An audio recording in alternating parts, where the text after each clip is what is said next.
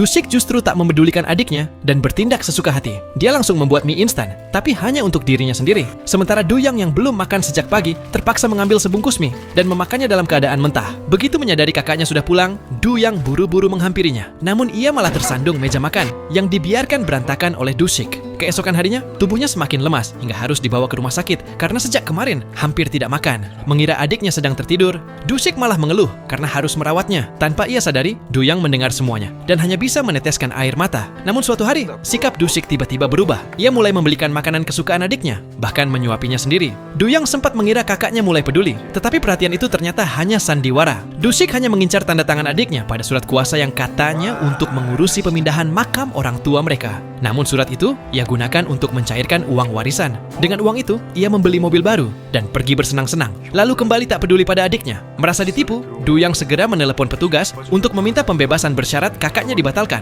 Namun sebelum sempat menjelaskan, Dushik langsung merebut telepon dari tangannya. Merasa hidupnya berjalan lancar, Dushik pergi menjalani pemeriksaan kesehatan. Namun dokter mengatakan hidupnya mungkin hanya tersisa 3 bulan. Dushik langsung terpukul. Untuk pertama kalinya, ia menyadari bahwa setelah dirinya pergi, Duyang akan hidup sendirian. Sejak saat itu, ia mulai benar-benar memedulikan adiknya. Ia mendorong Duyang kembali berlatih judo agar kelak mampu hidup mandiri tanpa dirinya. Namun Duyang menolak karena masih trauma dengan kecelakaan yang membuatnya kehilangan penglihatan. Karena waktunya semakin sedikit, Dushik tidak membiarkannya menyerah. Ia memaksa adiknya berlatih keras, meskipun tahu cara itu bisa membuat Duyang semakin membencinya. Dushik lalu meminta bantuan mantan pelatihnya. Dengan dorongan mereka, Duyang akhirnya bersedia kembali berlatih. Awalnya ia kesulitan menyesuaikan diri, namun berkat bakat dan latihan kerasnya, kemampuan Duyang berkembang pesat. Ia menjadi semakin mandiri, bahkan mulai dipersiapkan untuk mengikuti Paralimpiade. Sementara itu, Dushik menata ulang seluruh perabotan rumah agar adiknya lebih mudah bergerak. Ia ingin memastikan Duyang tetap mampu menjalani hidup meskipun tanpa dirinya.